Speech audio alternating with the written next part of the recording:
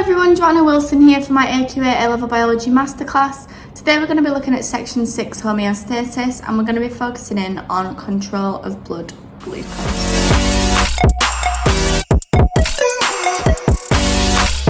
Just what you're in.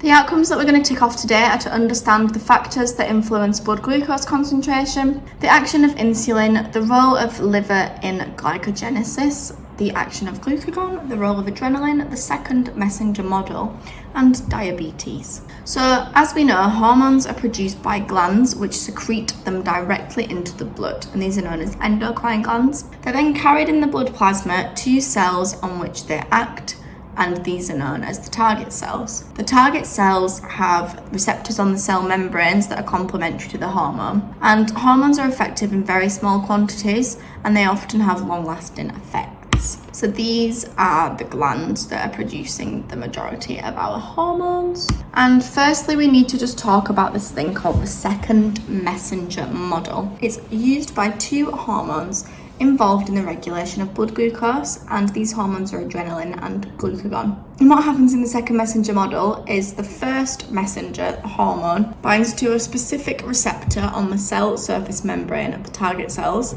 and it forms a hormone receptor complex. This activates an enzyme which results in the production of a second messenger, and then the second messenger causes a series of chemical reactions to require the response. So this is what it looks like. So for example, we've got the hormone, which is then activating adenyl cyclase, which is causing the reaction to produce cyclic AMP, which then goes on to carry out the reaction. Now, we don't need to know many of these names. We just need to know that the second messenger model is a thing, and we will go into its example in blood glucose concentration here, but it is a really good method and it's used by quite a lot of biological systems. So the pancreas then is a large pale coloured gland that's situated in the upper abdomen. It produces enzymes for digestion and hormones for regulating blood glucose. So the hormone producing cells in the pancreas are known as the islets of Langerhans, and they are split into alpha cells, which are larger and produce glucagon,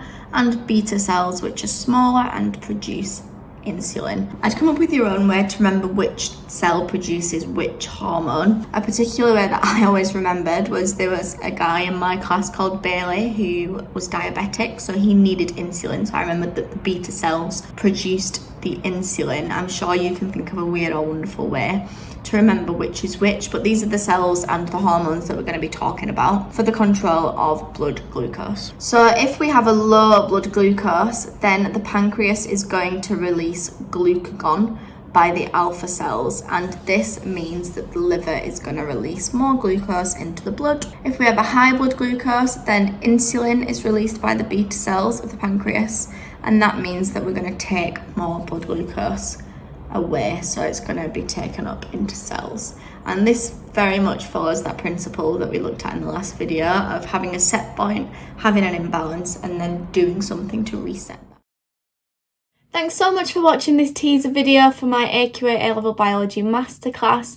The full version is now available to download. Please click the link below and sign up through the sign up form to receive all 70 videos from all 8 sections of the whole A-Level Biology spec. I know this is going to be an awesome tool for you to use for your revision and to keep things ticking over whilst you're at home.